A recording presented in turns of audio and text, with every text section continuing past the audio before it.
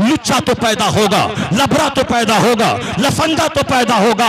आज मैं कसम खा के कहता हूं, 5-10 आदमी के बीच में निकाह का माहौल पैदा कर, मस्जिद में निकाह का माहौल पैदा कर, शादी को आसान बना दे, तो बड़ा जबरदस्त फायदा होगा।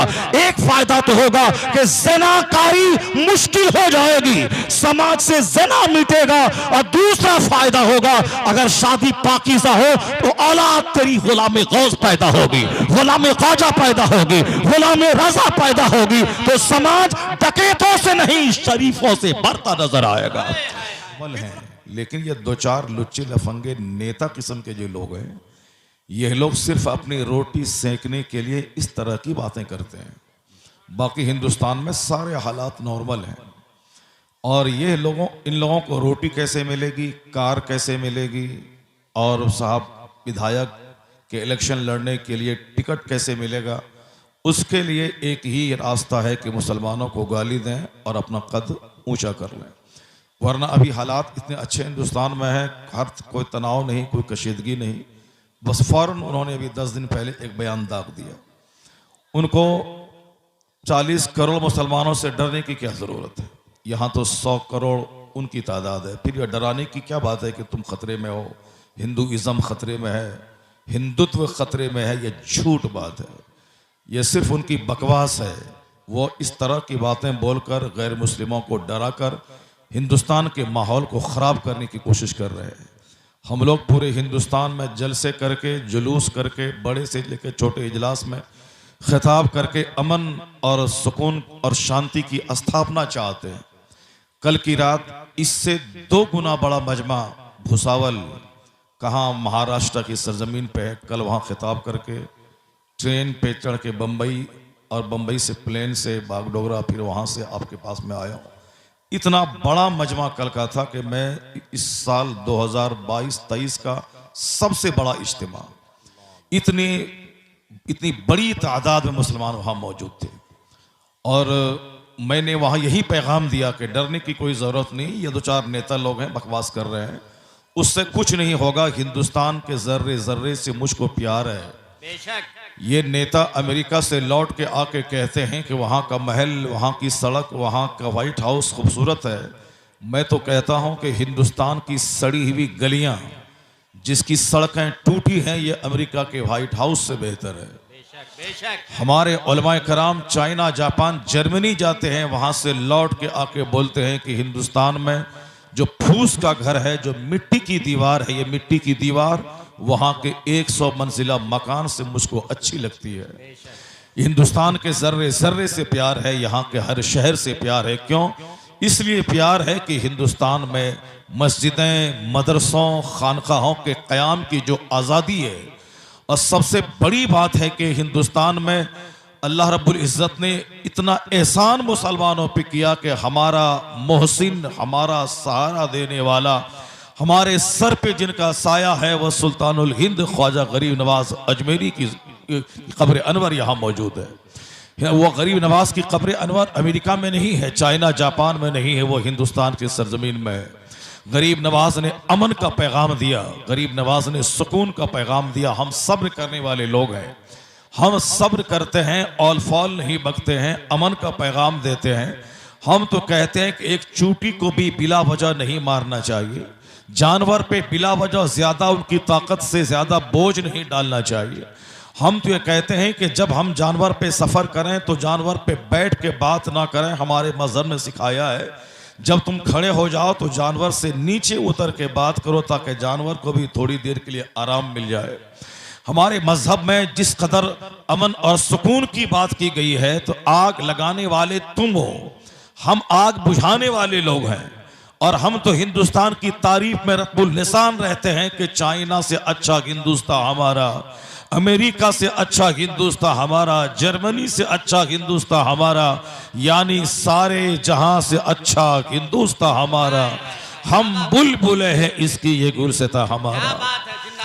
अब कुछ हमारे कलमा पढ़ने वाले भाई ये न बोले कि साहब बगदाद, मदीना, मक्का, मैंने नाम लेके बोला है कि अमेरिका से अच्छा, चाइना से अच्छा, जर्मनी से अच्छा, हॉलैंड से अच्छा, ऑस्ट्रेलिया से अच्छा, यानी इन सारी दुनिया से अच्छा हिंदुस्तान सबसे अफजल है हमारा। मक्का की बात ही जुदा है, वहां तो अल्लाह का घर है, उसका मुकाबला तो दुनिया का कोई खित्ता कर ही नहीं सकता।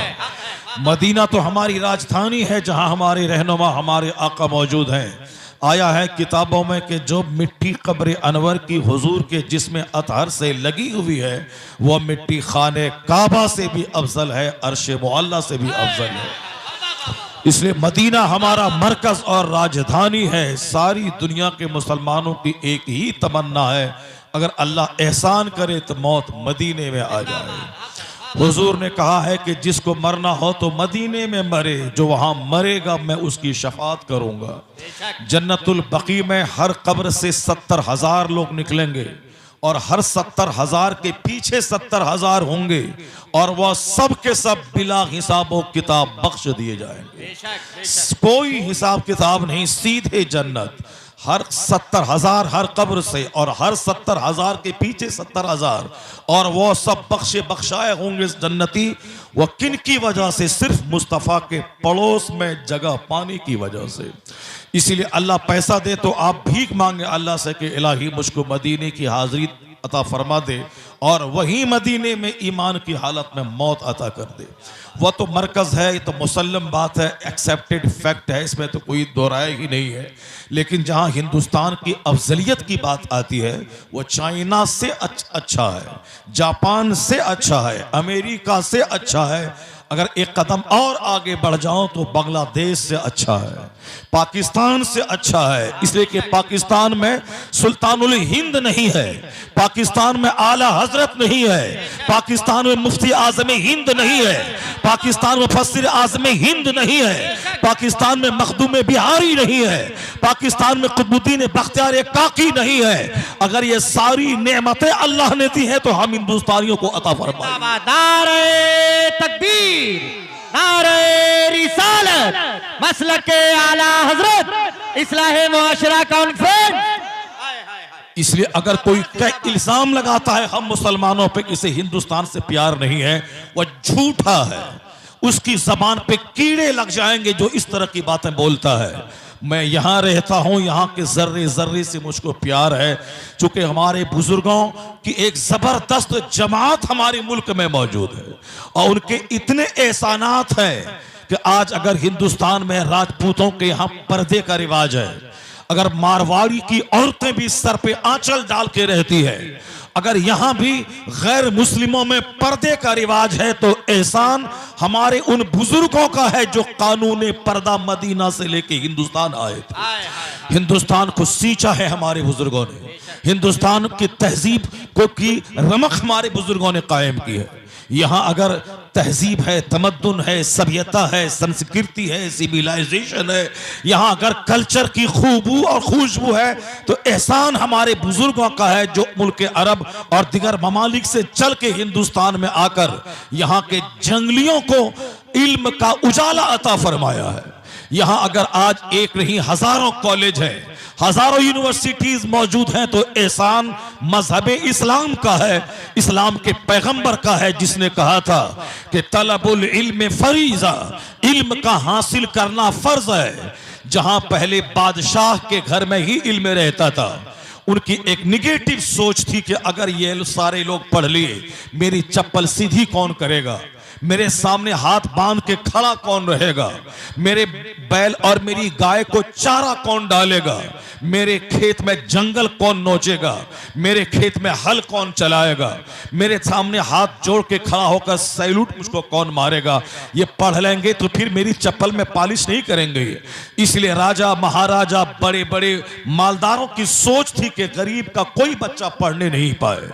और हिंदुस्तान में एक कॉलेज नहीं था, एक यूनिवर्सिटी यूनिवर्सिटी नहीं थी, यहां तक कि एक इंजीनियर यहां नहीं था। और उस वक्त हिंदुस्तान में ऐसी सती प्रथा का रिवाज था, यानी अगर कोई और किसी का शौहर मर गया तो औरतों को मुर्द इल्जाम ठहराया जाता, ये औरत डाइन है जो शौहर को खा गई, उसकी चिता पे जला के औरतों को राख कर दिया जाता था। ऐसी इलिटरेसी और ऐसी इग्नोरेंस का माहौल था। कॉलेज की बात तो छोड़िए, यहाँ तो दलितों, शूद्रों, जो निचली जाति के लोग हैं, उसको अगड़ी जाति के लोग पढ़ने तक नहीं देते थे। आज हिंदुस्तान का नक्शा उल्टा हुआ है। यहाँ एक दलित की बेटी मायावती उत्तर प्रदेश की मुख्यमंत्री बन गई। हिंदुस्तान में चाय बेचने वाला हिंदुस्तान के 1.5 करोड़ लोगों का प्रधानमंत्री बन गया। हिंदुस्तान में ग्वाला, गाय चराने वाला, गाय बेचने वाला, गाय का दूध बेचने वाला, वो बिहार का मुख्यमंत्री बन गया। आखिर इन दलितों की झोपड़ी में इल्म का चराग कैसे पहुंचा? इसके यहाँ शिक्षा का उजाला कैसे पहुंचा? किसने कहा? यहाँ तो पढ़ने लिखे राजाओं के घर में इस शिक्षा थी और गरीबों को उससे महरूम रखा जाता था। कोई गरीब नहीं पढ़ेगा।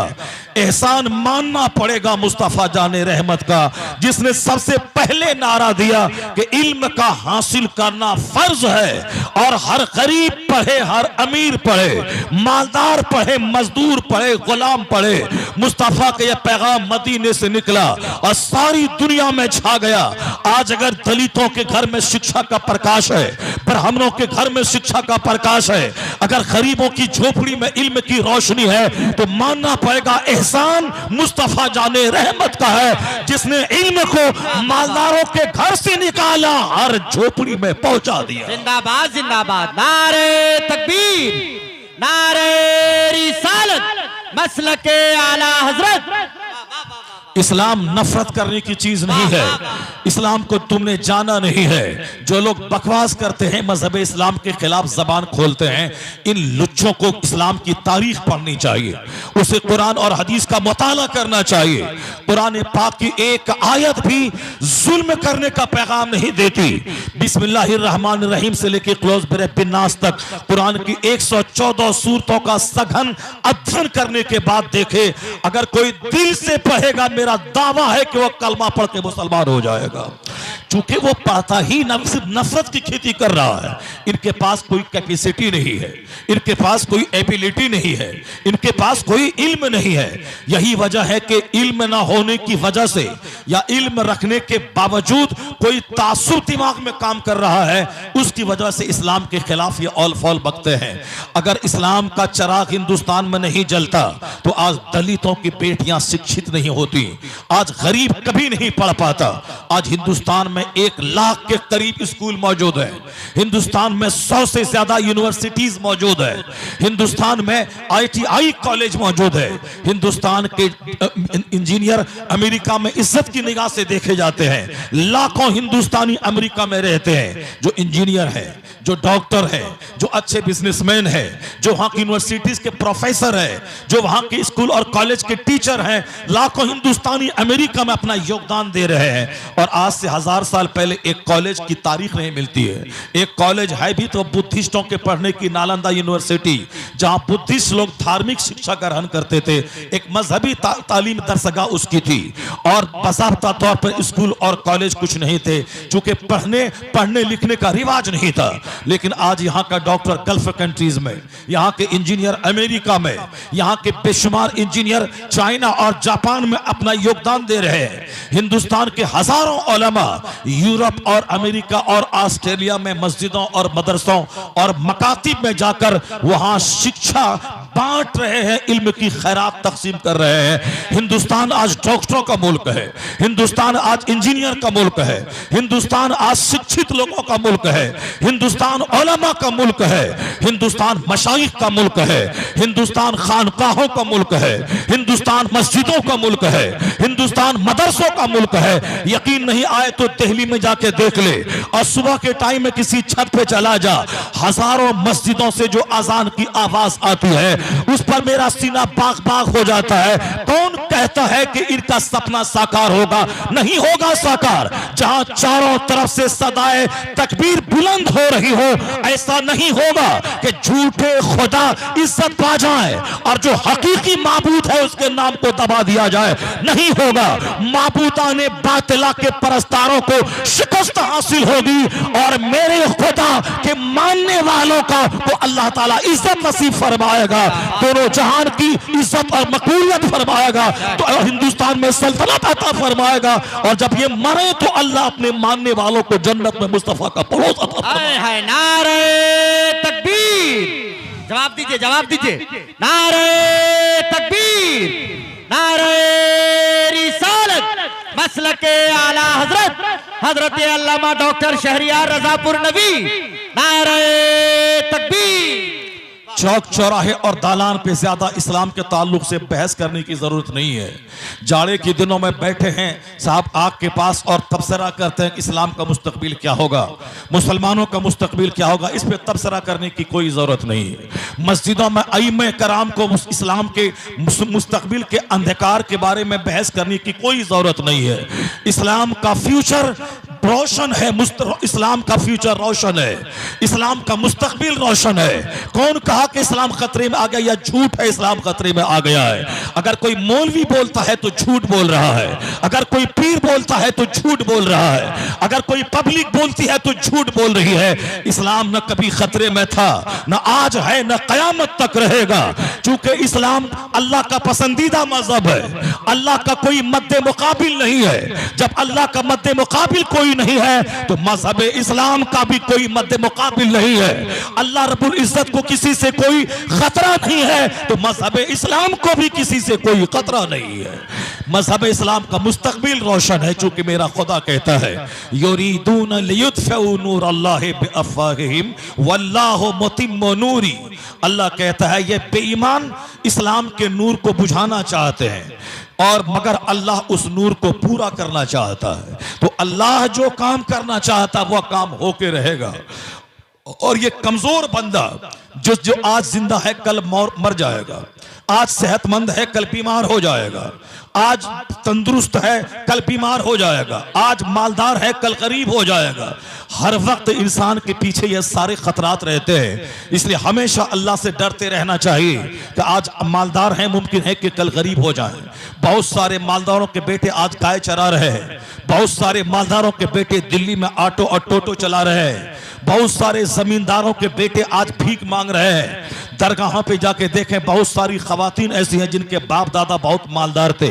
इसलिए हमेशा किसी दूसरे से न डरे, न विधायक से, न सांसद से, न समाज के चौधरी से, किसी से नहीं डरे, मगर हर वक्त अल्लाह से डरते रहें। अल्लाह का फैसला खुफिया होता है, बंदा नहीं जानता कि कल क्या होने वाला है। अल्लाह की खुफिया तदबीर से हमेशा डरा करे। अल्लाह तबारक व तआला कब किसकी जिंदगी में किस तरह के हालात पैदा कर दे। आज जबान कैंची की तरह चला के दूसरों को गाली देते हैं, मुमकिन है कि कल जबान की कुव्वत गोयाई को अल्लाह छीन ले।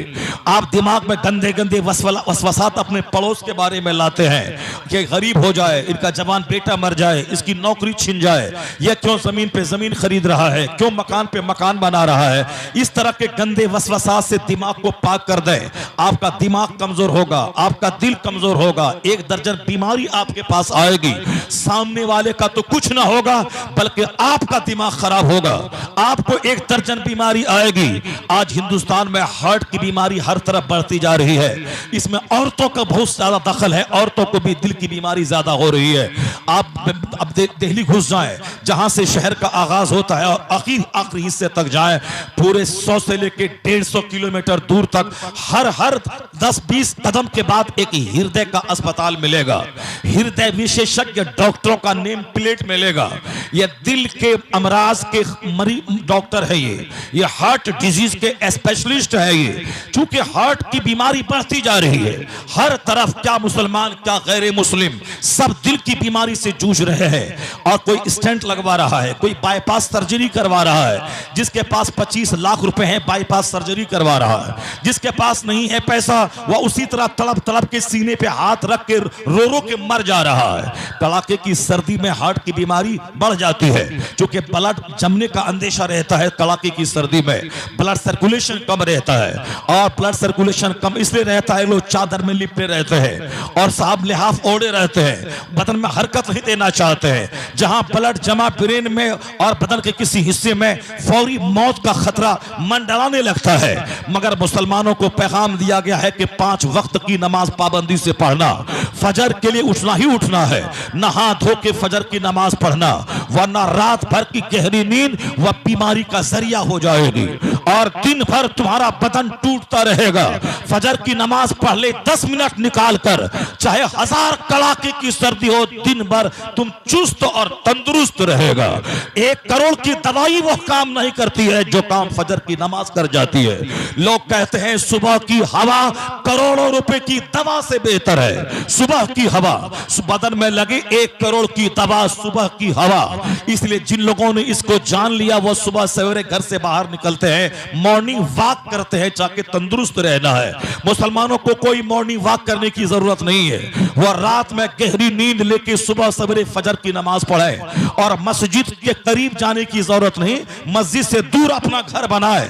जितना कदम पैदल चल के मस्जिद जाएंगे, हर कदम के बदले में गुनाह मिटेगा, हर कदम के बदले में नेकियां लिखी जाएंगी, हर कदम के बदले में दर्जात बुलंद होंगे। और फिर जितनी दूर चल के आप मस्जिद जाएंगे उतनी ही ज्यादा बदन में सुबह की जन्नती हवा लगेगी।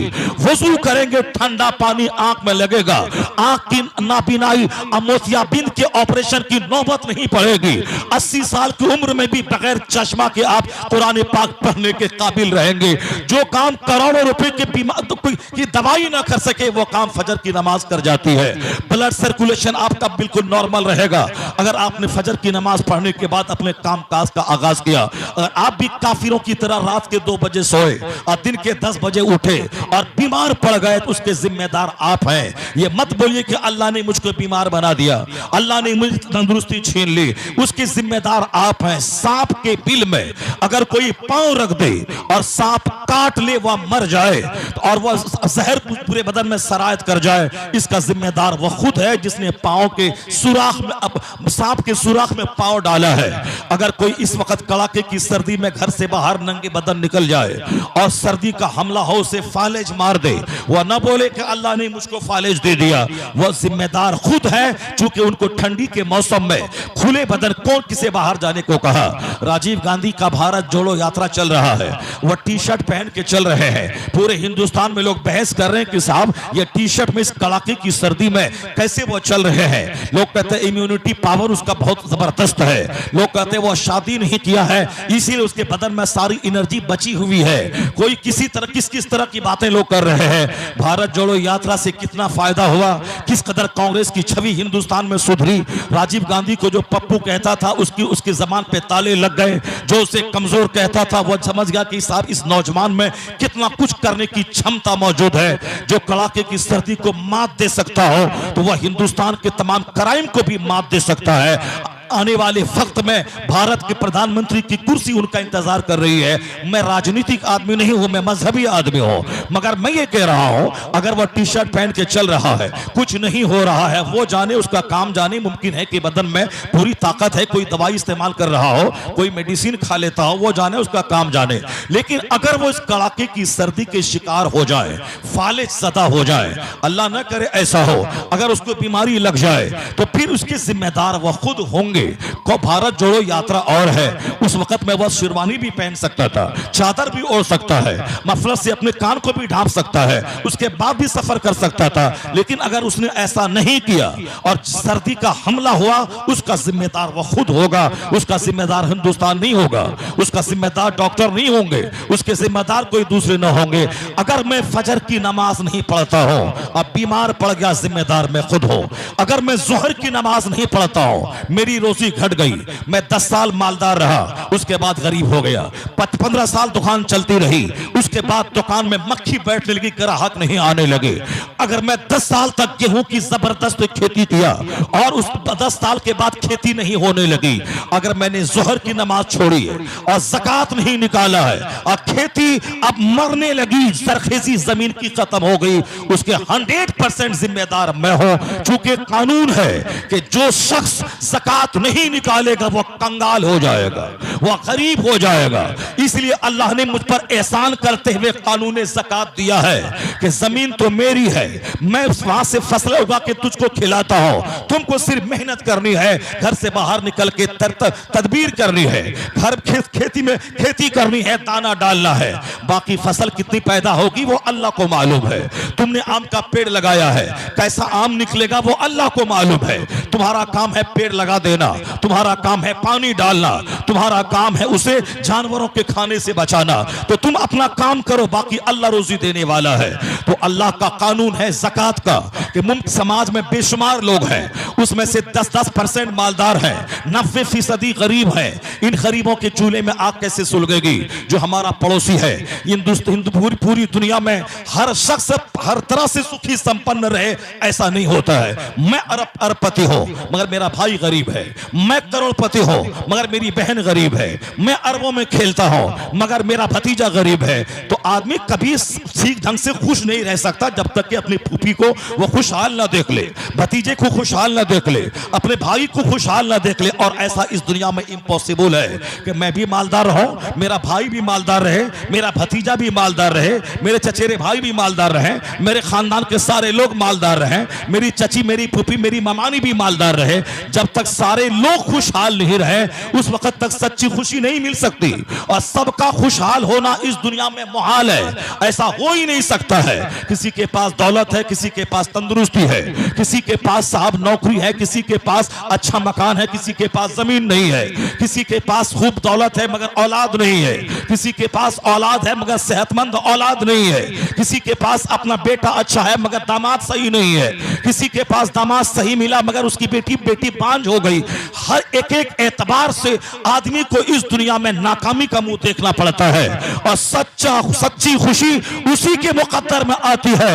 गरीब रहे तो भी अल्लाह वाला बन के रहे, मालदार रहे तो भी अल्लाह वाला बन के रहे, औलाद रहे तो भी अल्लाह का शुक्र अदा करे, औलाद नहीं रहे तो भी अल्लाह की दी हुई मुसीबत पे सब्र करे। यानी हर हाल में तकदीर इलाही पे राजी रहे। वह गरीब रहेगा तो भी खुश रहेगा, वह मालदार रहेगा तो भी खुश रहेगा। खुदा के फैसले पे राजी रहे, अपनी ताकत पर, अपनी जवानी पर, अपनी मालदारी पर, अपनी नौकरी पर वह मगरूर ना हो जाए। हर हाल में खुदा पे एतमाद करे, जब वह संकट में पड़ेगा खुदा की मदद उसके साथ रहेगी। क्या बात है। नारे तकबीर, नारे रिसालत, मसलके आला हजरत, इस्लाह मुआशरा कॉन्फ्रेंस।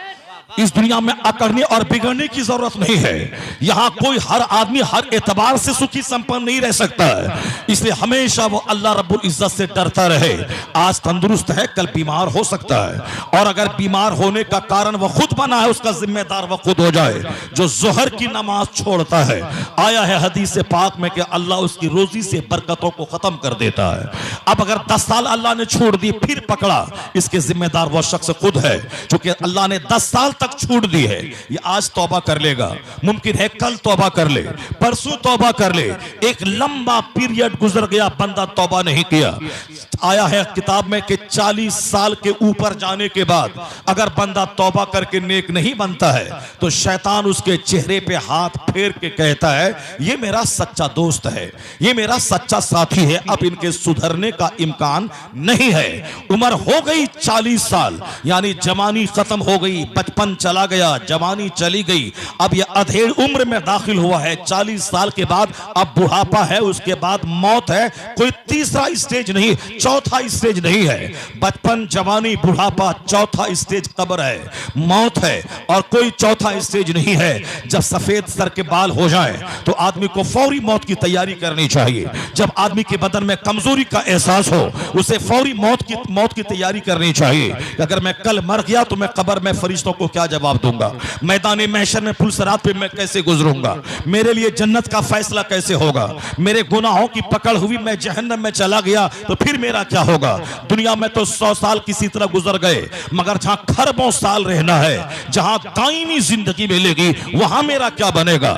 इसलिए दुनिया के बारे में 1 घंटा सोचना चाहिए तो आखिरत के बारे में 23 घंटा सोचना चाहिए, क्योंकि दुनिया के आखिरत के मुकाबले में दुनिया की हैसियत एक कतरा पानी की है और आखिरत आखिरत बमिसरे समंदर के है तो समंदर के बारे में सोचना चाहिए। मगर किसी की खोपड़ी खराब हुई, वो आखिरत को भूल कर सिर्फ दुनिया को सजाना चाहता है।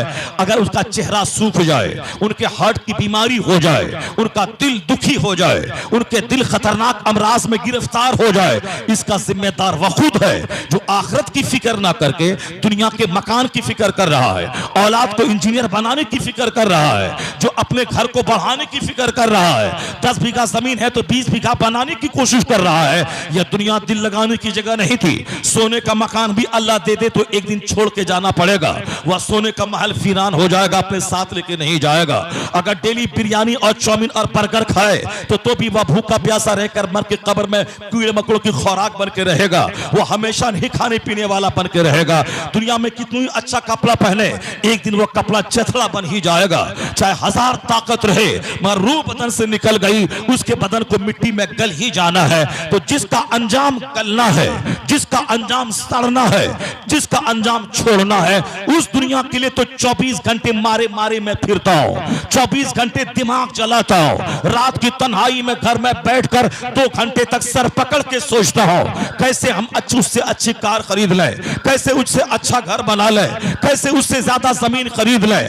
अगर सोचते सोचते दिल बीमार हो जाए, एक रग ब्लॉक हो जाए, दिल में छेद हो जाए, डॉक्टर बोले बाईपास सर्जरी करानी पड़ेगी, उसका जिम्मेदार वह खुद है। उन्होंने आरजी दुनिया के बारे में ज्यादा हवस का शिकार क्यों हुआ, वो ज्यादा ख्वाहिशात की कीचड़ में अपने आप को क्यों धंसाया, जबकि हुजूर ने मना किया था दुनिया जीफतुन व तुल्लाबुहा किलाब, यह दुनिया मुर्दार है, उसका तलबगार कुत्ता है। यह दुनिया मिस्र मुर्दार के जैसे कोई मरी हुई बकरी, उस मरी हुई बकरी को कुत्ता खाता है, इंसान नहीं खाता है। जो झूठ बोल के दुनिया कमाए, उसकी मिसाल एक कुत्ते की है जो मुर्दार पे रीझ रहा है। जो ज़कात और हज का कानून तोड़कर दुनिया कमाए, उसकी मिसाल मुर्दार पे रीझने वाले कुत्ते की है। जो हराम और हलाल की तमीज खो के दुनिया कमाए, उसकी मिसाल मुर्दार पे रीझने वाला कुत्ता है। जो नमाजें छोड़ के पैसा कमाता हो, उसकी मिसाल एक मुर्दार पे रीझने वाला कुत्ता है। जबकि जिंदगी का सबसे बड़ा मकसद है अल्लाह की इबादत करना,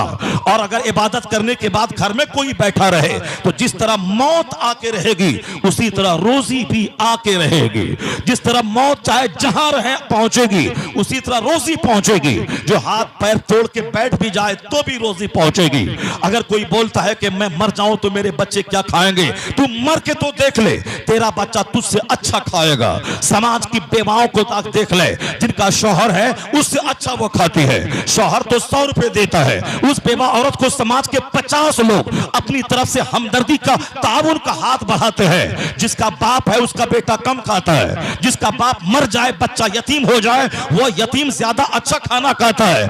अच्छा खिला के अल्लाह बताता है, तुम बोला था कि मैं तो बच्चे का सहारा हूं, मैं मर जाऊंगा तो कौन खिलाएगा, देख तू मर गया, तुझसे अच्छा तेरे बच्चों को खिला रहा हो, ताकि दूसरे लोग जो बचे हैं वो बच्चों की मोहब्बत में बेनमाजी ना हो जाए, वो बच्चों की मोहब्बत में हरामखोर ना हो जाए, वो बच्चों की मोहब्बत में नमाज छोड़कर गुनाह अजीम ना कर ले, वो बच्चों की मोहब्बत में वो हराम की कीचड़ में लथपथ ना हो जाए। बच्चों को एक रोटी खिलाए हलाल की खिलाए, एक कपड़ा पहनाए हलाल का पहनाए, वरना ये हराम की रोजी बच्चों के अखलाक तबाह कर देगी, बच्चों का किरदार तबाह कर देगी। ये हराम रोजी बच्चों की मुस्तकबिल को तबाह कर देगी। आज समाज डकैतों से भर रहा है, समाज चोरों से भर रहा है, समाज शराबियों से भर रहा है। आज समाज माँ बहन बेटियां दीन सीखने आई हैं, उन दीन सीखने वाली बेटों पर निगाह है जमा के घूमने वाला ये लुच्चे लफंगे नजर आ रहे हैं। कड़ाके की सर्दी में या तो घर में सोना था या महफिल में बैठकर दीन की बात सुननी थी, अपनी आखिरत को सजाना था।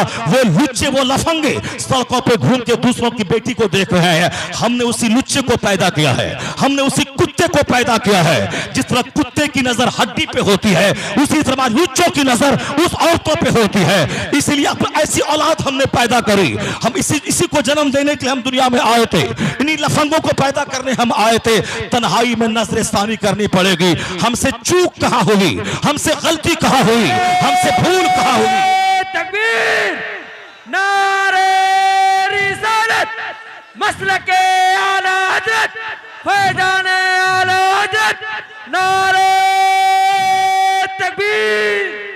हर माँ बहन बेटियों को गौर करना पड़ेगा कि वो तो तुम्हारा ही बेटा है, तुम तुमने ही उसको जन्म दिया है जो तुम्हारी बेटियों पे घूर घूर के मुहरी निगाहें डाल रहा है। तुमसे कहां चूक हुई, कहां तुमसे खता हुई कि समाज डकैतों से भर रहा है, समाज लुच्चों से भर रहा है, समाज झूठों से भर रहा है। एक गैर मुस्लिम मुसलमानों की बात सुन सुन के कलमा पढ़ रहा है, एक हिंदू कलमा पढ़ता है मुसलमान बन रहा है। आज भी मैंने एक क्लिप देखी, एक क्रिश्चियन व एक आलिम दिन के सामने बैठकर कलमा पढ़ रहा है। कोई दिन नहीं गुजरता कि कोई काफिर कलमा पढ़ के मुसलमान ना होता हो। इसे गिरह बांध के रख ले। वह बिला वजह की बात है कि काफिर हमें सता रहा है, इस्लाम खतरे में आ गया, झूठ बात है। वह दूसरों का झूठा मजहब खतरे में पा सकता है जिसका कोई ठिकाना नहीं है। कभी बंदर के सामने, कभी छुछंदर के सामने, कभी दीवार के सामने, कभी नदी के सामने, कभी समंदर के सामने, कभी बैल के सामने, कभी सूअर के सामने, कभी कुत्ते के सामने। जो सर झुकाए उसका मजहब तो खतरे में पड़ सकता है, लेकिन जो गरीबी में भी एक खुदा को मानता हो, अमीरी में भी एक खुदा को मानता हो, सफर में भी एक खुदा को मानता हो, हजर में भी एक खुदा को मानता हो, जिसकी पेशानी न पत्थर के सामने जलील होती है, न झाड़ के सामने जलील होती है, न किसी जंगली के सामने जलील होती है, न किसी जानवर के सामने जलील होती है, वो उस खुदाए वाहिद के परस्तार का मजहब कभी खतरे में नहीं है। इस्लाम हमेशा रोशन था, रोशन है, कयामत तक रोशन रहेगा। नारे तकबीर, नारे रिसालत, मसलके आला हजरत इस्लाहे मुआशरा कॉन्फ्रेंस। इस्लाम के बारे में ज्यादा सोचने की जरूरत नहीं है, अलबत्ता अपने कैरेक्टर के बारे में आप जरूर सोचा करें कि मेरी रुसवाई में मेरी बदअमली का दखल है, मेरी रुसवाई में मेरी बदकिरदारी का दखल है। इस बात पे गौर करें कि मेरे बाप दादा अच्छे थे, उन्होंने अच्छे काम का रिवाज डाला, तो कम से कम आज ये 1000 लोग नजर आ रहे हैं जो बगैर किसी रुपया पैसा के मफाद के वो यहाँ बैठकर कड़ाके की सर्दी में अल्लाह का जिक्र सुन रहे हैं। या बाप दादा अच्छे थे, उसने जलसे का रिवाज कायम किया। अगर वह सर्कस का माहौल कायम करता तो पूरे सीमांचल में सर्कस होता। अगर वह जो कव्वाली की महफिल कायम करता, आज 5 लाख रुपए खर्च करके कव्वाली की महफिल होती।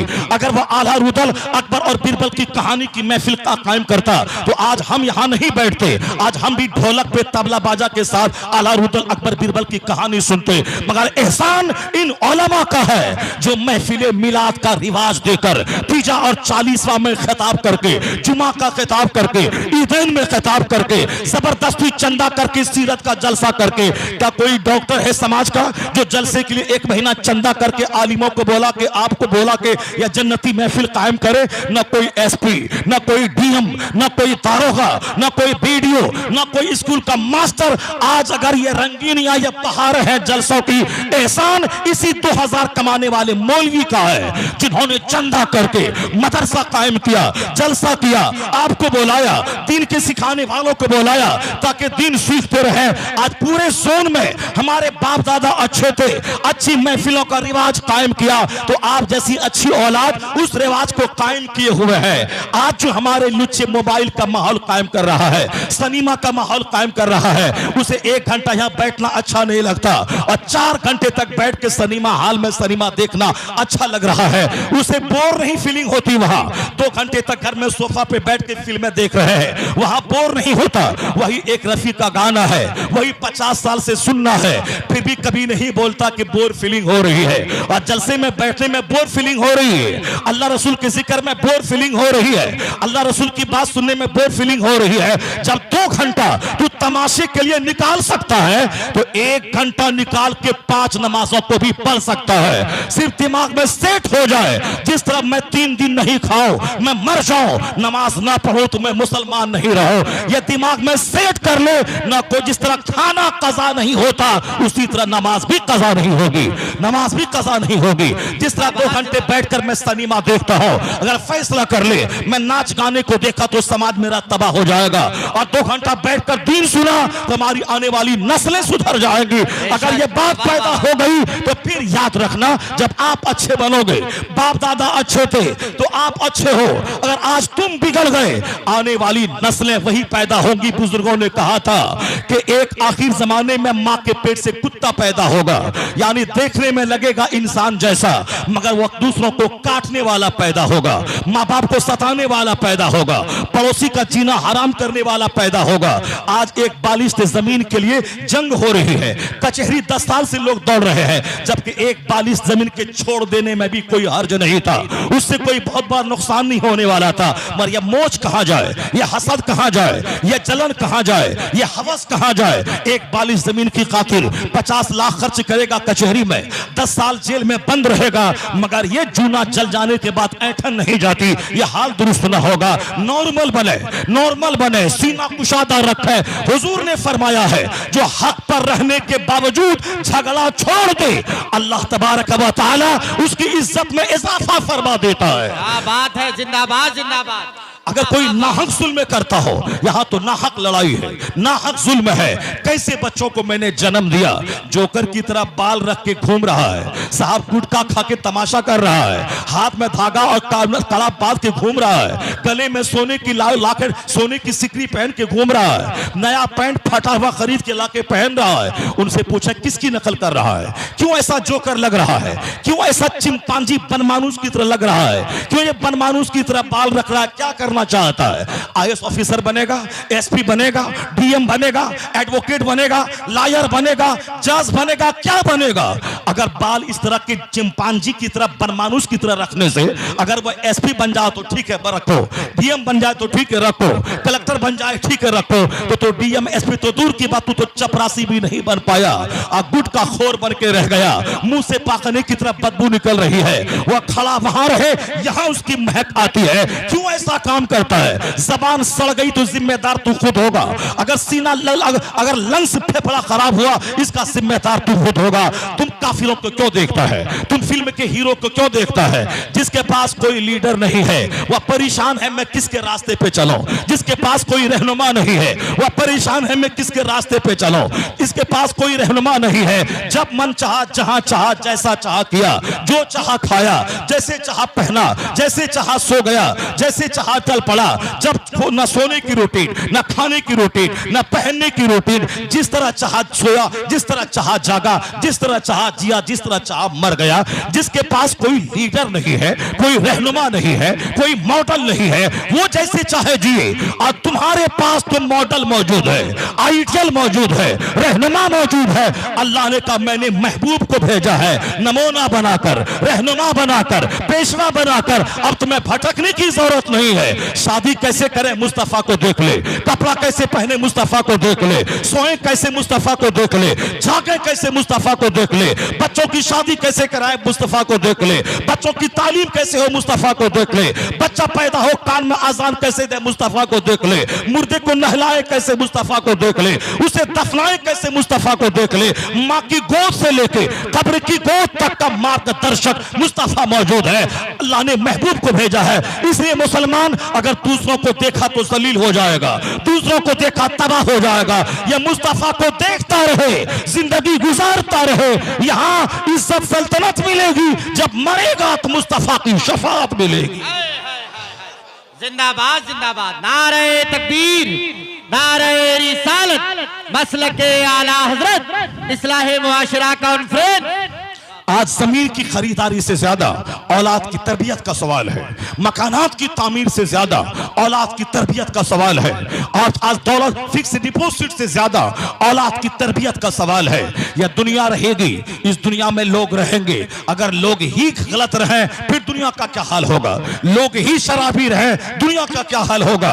इसलिए आज अमेरिका वालों ने एक सिलेबस बाज़ाब्ता तौर पर मोरालिटी का निकाला है कि हर सिलेबस में औलाद की तरबियत के ताल्लुक से पढ़ाई होगी। जो वहां पैसों की फरावानी थी, उस आजादी की वजह से उनके बच्चे तबाह हो रहे थे। जब बच्चे तबाह होने लगे तब वहां के लोगों ने सर पकड़ के बैठा, अगर बच्चे तबाह हो जाएं तो हम यहां से मिनिस्टर कहां से लाएंगे, बैंक का पीओ कहां से लाएंगे, स्कूल के टीचर कहां से लाएंगे, नासा के वैज्ञानिक कहां से लाएंगे, जो 3-3 महीने 6-6 महीने फजाओं में मुअल्लक रहकर कायनात और यूनिवर्स की सच्चाई का पता लगाए, ऐसा योद्धा कहां से लाएंगे? अगर वो अपनी सेहत खराब कर लिया, अपनी जिंदगी लुटा दी, अगर ड्रग्स के आदी बनकर अपने आप को बर्बाद कर दिया, तो हम मेहनती कहां से लाएंगे, लेबोरियस कहां से लाएंगे, शिक्षित लोग कहां से लाएंगे? हमारा पार्लियामेंट दफ्तर कौन संभालेगा, स्कूल कौन संभालेगा, आर्मी होकर हमारे मुल्क की हिफाजत कौन करेगा? इसलिए वो कहते हैं आप मकान से पहले औलाद को संभालिए, जमीन देने से पहले उनकी तरबियत का ख्याल कीजिए, इनके पास सेहत भी रहे, इनके इनके पास शिक्षा भी रहे, इनके पास अखलाक भी रहे, यह सारी दौलतें इनके पास रहे। अब बाज़ाब्ता पढ़ाया जा रहा है, दौलत छोड़ के मरने का ख्याल छोड़ दीजिए, एक अच्छी औलाद छोड़ के दुनिया से जाइए, उसको डिसिप्लिन सिखाइए कैसे जीना है, उसको ताकत दीजिए ताकि जुल्म के खिलाफ कैसे लड़ना है। जो गुटखा खाने वाला कभी लड़ नहीं पाएगा, शराब पीने वाले का फेफड़ा खराब होगा, वह 10 कदम चलेगा सीना पकड़ के बैठ जाएगा। इसलिए आज जितने बच्चे हमारे लुच्चे लफंगे हैं, ये 2-4 किलोमीटर दूर चलें तो सीना पकड़ के बैठ जाएंगे। आज हमारे पास बहादुरों की कमी है, ताकतवरों की कमी है। औरतों की नकल करने वाला क्या ताकतवर होगा? जो औरतों की तरह बाल रखे वो तो औरतों की तरह उसकी जहनियत बन जाएगी। औरतों की तरह जो रंगीन कपड़ा पहने उसकी तो सोच कमजोर हो जाएगी। इसलिए औरत की नकल मत कर, वाला तू भी चूड़ी पहन के घर में बैठेगा, औरतों की गुलामी करेगा। जिस तरह नॉर्थ ईस्ट के लोग मेघालय सिक्किम में वहां मर्दों को खरीदा जाता है और वहां की औरतें काम करती है और मर्दों से बोला जाता है तू घर में रह और मेरे इशारे पे चल और कमाई मैं करूंगी, तू घर में बैठ के रहेगा, मेरी ख्वाहिशात की तकमील करेगा। यानी ये मर्द वहां हिजड़ा बन गया, मर्द वहां औरतों के हाथ का दास और गुलाम बन गया। यही तहजीब है जहां मर्द गुलाम हो जाए, औरतें बाहर में आए तो क्या होगा? कदम कदम पे ज़िनाकारी होगी। यहां तक कि वो हदीस पाक कि इस कदर ज़िनाकारी होगी जिस तरह जानवर एक दूसरे से जोड़ा खाते हैं, उसी तरह से मर्द औरत एक दूसरे से जोड़ा खाएंगे।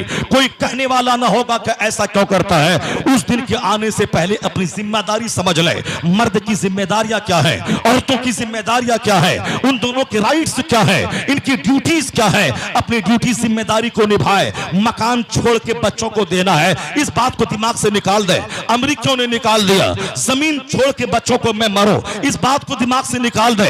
अमेरिकियों ने निकाल दिया है। उसे अच्छा मिनिस्टर चाहिए और सेहतमंद औलाद की जरूरत है, उसे एक अच्छी सोच के मालिक औलाद की जरूरत है। अब बाज़ाब्ता तौर पर सिलेबस में पढ़ाया जाता है कि कैसे जिए, कैसे बात करें, कैसे लोगों से मुस्कुराएं, कैसे बड़ों के सामने रहे, कैसे समाज में रहे, कैसे औरतों के बीच से गुजरे, कितना सोएं, कैसा खाएं, कितने घंटे स्टडी करें, अपने घर में कैसे रहे, समाज में कैसे रहे, सोसाइटी में कैसे रहे, बाजार में कैसे रहे। ये सारा तरीका कामयाब आदमी वो है जो जीने का सलीका जानता हो, जिसको ना बोलने का ढंग हो, ना चलने का ढंग हो, ना देखने का ढंग हो, ना खाने का ढंग हो, ना रूटीन ऑफ लाइफ नहीं हो। वह सोने का टाइम है रात के इशा के बाद, वह सोएगा 12 बजे। जागने का टाइम है फजर से पहले, वह जागेगा 11 बजे। सेहत खराब होगी तो उसका जिम्मेदार वह खुद है, उसका जिम्मेदार वह खुद होगा। खाने का तरीका है जब भूख लगे तो खाओ, अभी भूख बाकी रहे तो खाना छोड़ दो, ये खाने का तरीका है। आज डॉक्टर कहते हैं कि शुगर हो गया, आपको हार्ट की बीमारी हो गई, खाने की रूटीन बदल दीजिए। पहले जैसे गले तक चढ़ा के खाते थे वैसे अब मत खाइए, अब वो दिन खत्म हो गया। शुगर हो गया, भूख लगे तो खाइए और भूख बाकी रहे छोड़ दीजिए। अगर यहां तक दबा के खाया तो मरने के लिए जल्दी से तैयार रहिए। हार्ट की बीमारी हो गई, गोली ले रहे हैं, पहले गए दावत में तो दबा दिया वहां खूब कस के, अपने घर में तो 1 पाव गोश्त लाया और 10 बाल बच्चे बीवी मिलके खा लिया। और जब भोज खाने गए शादी ब्याह में अकेले ही 1 केजी गोश्त का डिमांड कर रहे हैं। गोश्त दे रहा है, दबा के खाया, फेंका, फिर लाओ जी, फिर दिया, लाओ जी। अब नहीं दिया तो खाना छोड़ के भाग गए, क्या खिलाएगा? नहीं था तो फिर क्यों दावत दिया था? अपने घर में 1 बूटी में पेट भर गया और यहाँ दावतों में, तीजा में, 40वां में, और बरसी में, वलीमा में और बारात में यहाँ चाहे 1-1 केजी गोश्त हर बाराती मांग रहा है। ये बताएं क्या हाल होगा? कोई तहजीब नहीं है कि मैं घर में कैसे खाता हूं, मुझे बाहर में कैसे खाना है, मुझे रहना कैसे है। यहूदियों का बेटा जो बारात में जाता है 5-10 आदमी, तो जाने का सलीका, आने का सलीका सब उसे मालूम है, मगर मुसलमानों के बच्चों को कोई सलीका मालूम नहीं है। 100 लोग बारात चले गए, वहां जाके धमाल मचाना है, हम लड़का वाला है, हम जो चाहे सो कर दे, चाहे मैं नंगा नाचो, डीजे बजाओ, नाचते हुए आओ, शराब पीते हुए आओ, औरतों को नचवा के आओ, हिजड़े के नाक का नाच करवाओ, वह सब चलेगा। तुम लड़की वाला है, तुम दब के रहेगा। अभी 2-4-10 जगहों पे लड़की वालों की गैरत बेदार हुई, सारे बाराती को पीट पीट के ठीक कर दिया। कोई जूता छोड़ के भागा, कोई कपड़ा छोड़ के भागा, कोई ब्लेजर छोड़ के भागा, कोई बाइक छोड़ के भागा। जहां 10-20 बारात में इसी तरह जबरदस्त पिटाई बारातियों की हो जाए, वो अपने घर में बिस्लेरी का पानी नहीं पीता है, वही साहब वही पानी पीता है, वही पानी जो उसके घर में पीला पानी है वही पानी पीता है वो। लेकिन बारात में बिस्लेरी पानी मांग रहा है, बिस्लेरी की बोतल लाओ, जैसे कि जैसे कमा के रख दिया है वो बिस्लेरी की बाटल लाओ, का बिस्लरी की बाटल नहीं मिलेगी, जो तुम पीता है वही पानी पियो वरना भागो यहाँ से। और ये जो सोचता है मैं लड़का वाला हो मैं तुमको दबा दूंगा, नहीं होगा, सारे बाराती को बांध के मारूंगा। अभी सब भागा वहां, 2-4-10 जगहों पे जहां जलील होगा तब यह जाहिलाना रस्म रिवाज का खात्मा हो जाएगा। एक तो बारात 100-200 की तादाद में जाना यह कुछ जाहिलाना काम है। शादी को हुजूर ने आसान बनाया था, सिंपल बनाया था कि 5 आदमी बैठ ले निकाह हो जाएगा, सिर्फ इजाब कबूल करवा ले।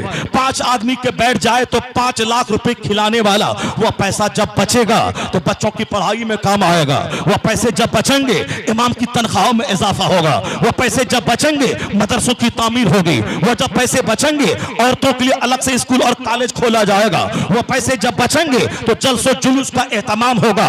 मुसलमानों की बहुत सारी बेटियां आज मंदिरों में सुबह सवेरे अब शाम के वक्त में अपने बच्चों को ले जाती हैं फुकवाने के लिए। हमारे पास मोबाइल में फोन आता है, हजरत आप हर तरह की बीमारी के खिलाफ बोलते हैं, इस्लाह करना चाहते हैं। हमारे इलाके में मुसलमान औरतें पंडितों के पास जाके बच्चों को फुकवाती हैं। अगर वहां गई तो क्या हाल होगा? अगर पंडितों के पास कोई बच्चे को लेके गई, उस पर विश्वास है कि इसका मजहब सही है, वह काफिरा हो जाएगी, उसका निकाह टूट जाएगा, वो अपने शौहर के साथ रहना उसका हराम हो जाएगा। इसलिए खबरदार किसी ओझा के पास, किसी पंडित के पास, किसी तांत्रिक के पास नहीं जाना है। शादी सिंपल बना दे, 5 आदमी के बीच बैठ के शादी, बाराती के खाने का रिवाज मिटा दे, कार्ड छपाई का रिवाज मिटा दे, डेकोरेशन का रिवाज मिटा दे। जैसे मुस्तफा ने अपनी बेटी की शादी मस्जिद नबी में की थी, 2-4-10 सहाबा थे, अपनी बेटी को मौला अली के निकाह में दे दिया। फातिमा का जवाब नहीं है कयामत तक, वो तो सारी ख्वातीन की सरदार है। अली का जवाब नहीं है, वो फातिह खैबर है, वो मुश्किल कुशा है, वो दामाद मुस्तफा है, अधेड़ मर्दों के जन्नती और तो मर्दों के सरदार है, जिनका बेटा जन्नती नौजवानों का सरदार, और जो अली अधेड़ मर्दों का सरदार, यानी जिसके जो जन्नत में पैदा हुए, जो काबा में पैदा हुए, जो मस्जिद में जो शहीद हुए, यानी वो अली जो फातिह खैबर है। उनको भी तो शौक था, अरमान था। जैसे आज लोग कहते हैं जनाजा जा रहा है कि बारात जा रही है, शौक अरमान है, शौक अरमान है। शराब पीने का शौक है, जिना करने का शौक है, जुआ खेलने का शौक है, सूद खेलने उस खाने का शौक है। क्या सूद खाओगे? सूद खाना ऐसा है जैसे अपनी माँ से जिना करना। अब अगर ये दिल पे पत्थर रख करके माँ से जिना करना चाहो तो माल बढ़ाने के लिए सूद खाओ, लोगों को 1 लाख रुपया दो, उससे 2 लाख रुपया लो, 10,000 दो, 20,000 लो। सूद खाने के 70 गुना है, उनमें अदना गुना यह है कि एक बेटा अपनी माँ से जिना करे। एक गैरतमंद बेटा कभी सूद न खाएगा। सिर्फ दौलत बढ़ाना जिंदगी का मकसद है क्या? सिर्फ मकान बनना जिंदगी का मकसद है क्या? नहीं नहीं, जिंदगी का मकसद है अच्छा इंसान बनना, अच्छाई फैलाना। मुस्तफा ने फजूल खर्ची को रोकने के लिए शादी को सिंपल बनाया। मौला अली जवान थे, फातिह खैबर थे, जिसको 40 आदमी मिलकर जिस खैबर के दरवाजे को उठा ना सका, तने तनहा मौला अली ने उसको उठाया है। आज भी अगर अली का नाम ले तो बदन में गर्मी पैदा होती है, अली का नाम ले तो हौसला कैदी पैदा होता है। मैदान जंग में फतह मेरा कदम चूमती है। मौला अली का नाम ले ले, वह खुद मौला अली थे जो जिनके लिए सलाम करने को मैदान जंग में तलवारें झुकी रहती थी। बहरे तस्लीम अली मैदान में सर झुके रहते हैं तलवारों के। उस अली के दिल में भी तो ख्वाहिश थी मैं शादी करूं, 50 मेरे साथी बारात जाए, आराम से खाना खाएं और खूब ठाट बाट के साथ रहें। ख्वाहिशात हराम की है, उस ख्वाहिशात को मिटा देना चाहिए। वह शैतानी ख्वाहिशात है। अगर जायज ख्वाहिशात है सजदा करने की, नमाज पढ़ने की, खैरात करने की, तब तो बहुत अच्छी बात है। अगर हराम ख्वाहिश दिल में पैदा हो रही है, उन ख्वाहिशात को दबा देना चाहिए, उसको कुचल देना चाहिए, उसको मार देना चाहिए। मौला अली की शादी पुराने कपड़े में मस्जिद नबवी में हो गई। जब शादी आसान हो उसका असर सारी जिंदगी औलाद पे पड़ता है। शादी कम खर्च हो उसका असर सारी जिंदगी औलाद पे होता है। शादी महंगी हो उसका असर औलाद पे पड़ता है। शादी अगर फरसीली हो उसका असर औलाद पे पड़ता है। मौला अली की शादी सिंपल थी, फातिमा ज़हरा की शादी सिंपल थी। अल्लाह ने वह बरकतें दे दी। आज करोड़ों सैयद अगर दुनिया में मौजूद है, वह इमाम हसन की औलाद है, वह इमाम हुसैन की औलाद है। जब माँ हो फातिमा जैसी और बाप हो अली जैसा, तो बेटा हसन और हुसैन पैदा हुआ। जब हसन हुसैन पैदा हुआ, उनकी औलाद लाखों की तादाद में दुनिया में फैल गई। मुजद्दिद की शक्ल में, मुहद्दिस की शक्ल में, मुफस्सिर की शक्ल में, खतीब की शक्ल में, दीन की की खिदमत पूरी दुनिया में फैल के किया। इन बुजुर्गों से सबक हासिल करें। शादी महंगी होगी, औलाद पर असर पड़ेगा। शादी महंगी होगी, जिंदगी की मईशत पे असर पड़ेगा। शादी महंगी होगी, जमीन बिकेगी। शादी महंगी होगी, जिंदगी की खुशी खत्म होगी। शादी महंगी होगी, कर्ज के बोझ में दबेंगे। शादी महंगी होगी, एक दिन सब्र कर ले, यानी भले ही दिल में भूचाल आए, जरा झूम के बारात जाए, 100 स्कॉर्पियो में जाए, एक दिन सब्र कर ले, एक दिन सब्र करे, निकाह हो जाए। अगर लड़की की तरफ लड़के का दिल माइल हुआ, लड़के ने प्यार किया, दुल्हन को एक नेमत समझ लिया, लड़की के दिल में शौहर की मोहब्बत पैदा हो गई, 50 खरब खर्च करने से यह काम बेहतर है उन दोनों के दिल में एक दूसरे की इज्जत बैठ जाए, एक दूसरे की कदर बैठ जाए। 50 लाख खर्चा किया, वहां दोनों एक दूसरे से नफरत करने वाले हो गए, 1 महीने के बाद तलाक वाक़ हो गई, सारी खुशी पे पानी फिर जाता है। अल्लाह रसूल के खिलाफ जो भी कदम उठाएगा उसे जिल्लत का मुंह देखना पड़ेगा। और जो अल्लाह रसूल की रजा की खातिर सुन्नतों पे अमल करेगा, समाज आज पूरा कहेगा, मगर उन लोगों के दिलों में अल्लाह सुन्नत पे अमल की बरकत से मोहब्बत अता कर देगा। क्या बात है, जिंदाबाद जिंदाबाद। खिलाफ पैगंबर कसे रह गुज़ीर कि हर किस बमंजिल न खहद रसीद। रसूल पाक के खिलाफ जो चलेगा वह कभी मंजिल मकसूद पर नहीं पहुंचेगा। हम तबाह हो गए, हमारी बदअमली ने मुझको तबाह किया। शादी का सिस्टम, खतीना का सिस्टम, वलीमा का सिस्टम, सारे अननेसेसरी सिस्टम ने मेरी जिंदगी को कर्ज के बोझ में दबा दिया।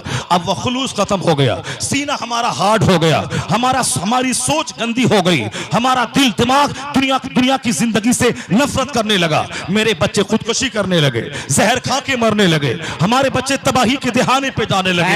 उसके जिम्मेदार हम खुद है, उसके जिम्मेदार मैं खुद हूँ, इसलिए कि हमने अपनी जिंदगी को बोझल बनाया। सारे लोग बैठ जाएं। अगर कोई मेहमान हमारे आ रहे हैं उसको आने दें। नारे रिसालत, मसलके आला हजरत, इस्लाह मुआशरा कॉन्फ्रेंस, नारे तकबीर। दोस्तों आप इत्मीनान सुकून के साथ बैठे। आपका मेहमान खतीब आज़म हिंदुस्तान हजरत अल्लामा मुफ्ती हम्माद रजा मुरादाबादी की आमद हो रही है। पूरा मजमा मोहब्बतों के माहौल में बैठे। हजरत अल्लामा शहरियार रजा पुरनवी की गुफ्तगू हो रही है। आप इत्मीनान सुकून के साथ समाअत करें, बैठ जाएं हजरात।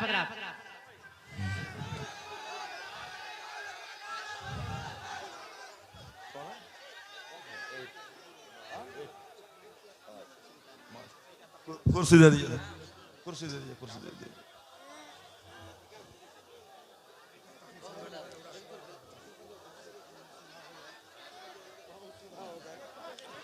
आहा, सुभान अल्लाह।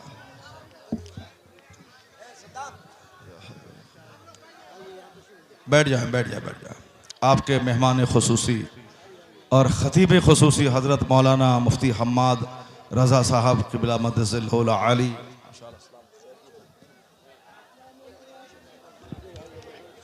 माशाअल्लाह। बैठ जाएं, बैठ जाएं, बैठ जाएं। आपको अच्छी तरह इस बात का अंदाज़ा है कि मुफ्ती हम्माद साहब की गुफ्तगू कैसी होती है। सीमांचल के लोगों ने हजरत को सरों पे बिठाया, पलकों पे बिठाया और बार बार हाज़री इस इलाके में हो रही है अल्हम्दुलिल्लाह।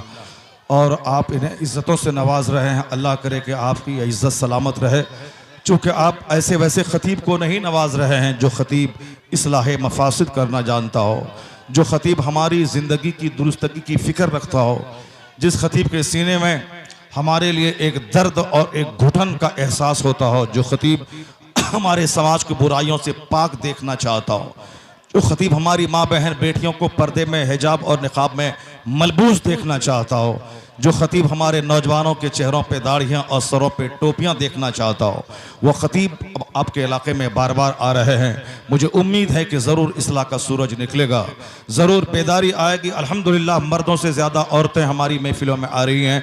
बस आइंदा इस बात का ख्याल रखें कि पर्दे का माकूल इंतज़ाम रहे और ताकि औरतें मर्दों को न देखें, मर्द की नज़र उन पर न पड़े। जिस तरह हमने आज से 25-30 साल पहले अपने मदरसे के जलसों में देखा करता था।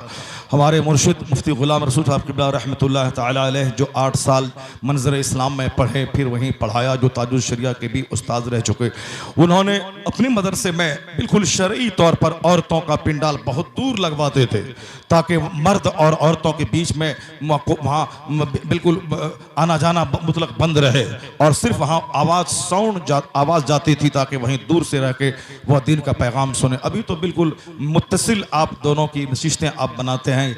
अज़रुए शराब बिल्कुल गलत बात है। आइंदा इस बात का ख्याल रखें, नामो नमूद नहीं करें, बल्कि कोशिश करें कि 2-4 घंटे जलसे चले और प्योरली खालिस दीनी माहौल में जलसा चले।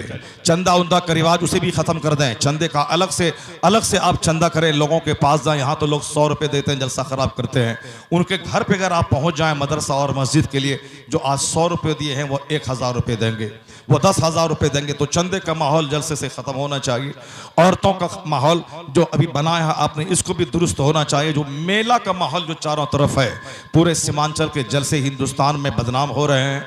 हमारे खुतबा बाहर से आते हैं, यहाँ से देखने के बाद बहुत नाराज़ होकर जाते हैं। मैंने अभी 8 दिन के बाद मैं भी घर नहीं जा रहा हूँ। बड़े भुसावल, नागपुर, अमरावती, इन सारे हिंदुस्तान के बड़े बड़े इलाकों के जलसे करके मैं आज आया हूँ। कल घर रहूँगा, फिर निकलूँगा तो सीधे समझ लें कि 20 मार्च तक बीच में कहीं गुंजाइश नहीं, रमज़ान से 2 दिन पहले तक। और अक्सर जलसे 90% जलसे सब बाहर के, उत्तर प्रदेश के, गुजरात के, राजस्थान के और साहब बंगाल और उड़ीसा के सारे जलसे सब बाहर के जलसे हैं। इलाके के बस आ जाए इस, और फिर आने वाले महीने में 19 तारीख को एक जलसा और इस इलाके में है। उसके बाद सारे जलसे हमारे बाहर हैं। उन इलाकों में मेला ठेला नहीं लगता है। उत्तर प्रदेश के जलसों में ये साहब मेकअप के सामान नहीं बिकते हैं। रामपुर, मुर्दाबाद, पीलीभीत जो हजरत का इलाका है, वहाँ ये मेला ठेला नहीं लगता। ये हमारे सीमांचल में लगता है। उसकी वजह से औरतों का बेपर्दा आना, वहाँ मेला लगाना, छोकरों का घूमना, ये बिल्कुल गलत बात है। उर्स की महफिल, उर्स की तकरीब भी खुराफात से पाक होना चाहिए।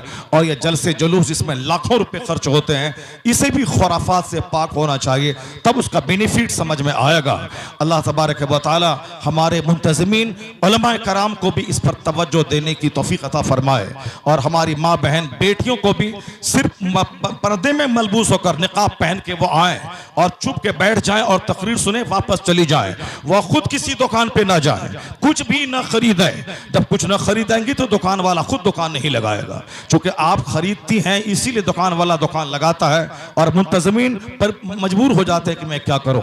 माँ बहन बेटियां तय कर लें, कसम खा लें कि मैं सिर्फ दीन की गुफ्तगू सुनने जाऊंगी और वहां जाके एक बैलून तक नहीं खरीदूंगी। वहां जाने के बाद एक लिपस्टिक तक मैं नहीं खरीदूंगी, कुछ भी नहीं खरीदूंगी। वो चुपचाप आए, बैठे, दीन सुने और चली जाएं। फिर देखें धीरे धीरे वो मेला का माहौल खत्म हो जाएगा और फिर दीनी जलसों के असरात समाज में मुरतब होने शुरू हो जाएंगे। अल्लाह तबारक व तआला आप सबों को दीनदार बनने की तौफीक अता फरमाए। मैंने देखा कि मुफ्ती साहब किबला की बड़ी इज्जत आपके दिल में है। ये कोई लतीफ़ा नहीं बोलते हैं, ये कोई डायलॉग नहीं बोलते हैं। अगर ये लतीफ़ा बोलते तो मैं समझता कि आपके दिमाग में एक मनफी ख्यालात आ रहे हैं, इसीलिए आपके मन की बात करते हैं तो आप उनको चाह रहे हैं। मगर आप इनको उनसे मोहब्बत कर रहे हैं जो सिर्फ आपकी इस्लाह की फिक्र कर रहा है। उनसे मोहब्बत कर रहे हैं जो आपकी मर्जी के खिलाफ बातें करके, आपकी तनकीद करके आपके अमाल को सुधारने की फिक्र कर रहा है। ये बहुत अच्छी बात है, ये बहुत अच्छी पहल है कि पॉजिटिव बात करने वालों को आप सम्मान दे रहे हैं। वरना अच्छी बात बोलने वालों को लोग तनहा छोड़ देते हैं, उनको बुलाना छोड़ देते हैं, उनकी गुफ्तगू करना छोड़ देते हैं। मैंने आज 10 साल से महसूस किया, जो लोग कहते थे बगैर लतीफ़ा चुटकुला के खिताब नहीं होता, मैंने कभी भी उनकी पसंद की रियायत करते हुए मैं अपनी सतह से नीचे उतर के मैंने खिताब नहीं किया। ना मैंने किस्सा कहानी कही, ना मैंने लतीफ़ा बोला। अल्हम्दुलिल्लाह उन लतीफ़ा बाजों से ज्यादा पूरे हिंदुस्तान के मुसलमानों ने अपने सर पे बिठाया। यही वजह है कि कश्मीर की कन्याकुमारी से लेकर जो भारत जोड़ो राहुल गांधी कर रहे हैं, उससे ज्यादा भारत जोड़ो का काम हमारे खतीब लोग कर रहे हैं, हमारे मौलाना लोग कर रहे हैं। आज कश्मीर में है तो कल गुवाहाटी में है, आज गुजरात में है तो कल साहब कल का रामेश्वरम में है, परसों बेंगलोर में है तो साहब नरसों साहब उधर सिक्किम, मेघालय, गुवाहाटी में है। ये भारत जोड़ो का जबरदस्त काम हमारे आलिम कर रहे हैं। पूरे भारत में घूम घूम कर वो राजनीति से लबरेज होकर करते हैं और हम तालीमात मुस्तफा को आम करने के लिए मजहबी जज्बात से लबरेज होकर ये काम कर रहे हैं। चूंकि हमको अखबार में जगह नहीं दी जा रही है, अखबारात में हमारी तहरीर नहीं आ रही है, हमारे जलसों को बयान नहीं किया जा रहा है, हमारे जलसे में सहाफी का आना चाहिए। अब जलसे में जो खिताब हुआ उसे अखबारात में इसका बयान जाना चाहिए, ताकि हमारे जलसों की कदर हो कि हम किस कदर दिन की खिदमत कर रहे हैं। हमारे चंद मौलवी हैं जो जलसे के पीछे पड़े हुए हैं, ऐसा हो रहा है वैसा हो रहा है। इन्हें समाज के जो गलत मामलात हैं उसके खिलाफ कलम उठाना चाहिए। जलसे के पीछे क्यों पड़े हुए हैं? यहाँ तो हजारों स्कूल हैं, उस स्कूल में डांस का प्रोग्राम होता है, उस स्कूल के मफासिद को मिटाने का कदम उठाना चाहिए। ये शादी ब्याह की फजूल खर्ची जो हमें गरीब भी करती है, आने वाली नस्लों को तबाह भी करती है और हमें माशी तौर पर खोखली भी करती है, इन फजूल खर्ची को मिटना चाहिए। अगर कलम में ताकत है तो तुम उस ताकत का इस्तेमाल इस फजूल खर्ची को मिटाने में कर दे। हर दिन मजमून ले, सोशल मीडिया पे दे, बता दे मुतालबे जहेज हराम है और जहेज का लेना देना मुतालबे के बाद हराम है। बिला मुतालबा अपनी मर्जी के मुताबिक अपनी बेटी को सामान देना जायज है, मगर उसमें भी गुलू और फजूल खर्ची नहीं चाहिए। सिंपल ढंग से दे ताकि समाज में उसमें गलत मैसेज नहीं जाए। उसके खिलाफ बोल, मुतालबे जहेज हराम है, खाने पीने का मुतालबा करना हराम है। 100 बाराती को लेके जाएंगे, दरवाजे का खर्चा मांगना ये हराम है। तो जिस शादी की इब्तदा हराम काम से हो, मैं कैसे उम्मीद करूं कि बेटा कुतुब पैदा होगा, बेटा नमाजी पैदा होगा, बेटा हमारा वली पैदा होगा? लुच्चा तो पैदा होगा, लबरा तो पैदा होगा, लफंगा तो पैदा होगा। आज मैं कसम खा के कहता हूं, 5-10 आदमी के बीच में निकाह का माहौल पैदा कर, मस्जिद में निकाह का माहौल पैदा कर, शादी को आसान बना दे, तो बड़ा जबरदस्त फायदा होगा।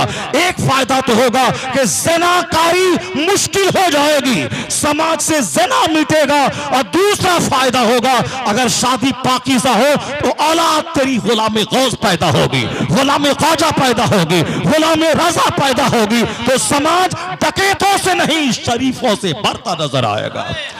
इतना ही काम कर ले, शादी की फजूल खर्ची खत्म कर दे और मालदारी के बावजूद खत्म कर दे। नहीं सुनी हदीस के हुजूर ने कहा है, ताकत है मगर उसके बावजूद जो अच्छा कपड़ा पहनना छोड़ दे, अल्लाह उसे जन्नत में रेशमी हुल्ला पहनाएगा। पैसा है 2 लाख रुपए, मैं 2 लाख का कपड़ा पहन सकता हूं, मगर हदीस में आया है कि जो इस्तिताअत के बावजूद अब महंगा कपड़ा और अच्छा कपड़ा पहनना छोड़ दे, सिंपल पहने, अल्लाह उसे जन्नत में रेशमी हुल्ला पहनाएगा। और हक पर रहने के बावजूद जो झगड़ा छोड़ दे, अल्लाह उनकी इज्जतों में इजाफा फरमा देगा।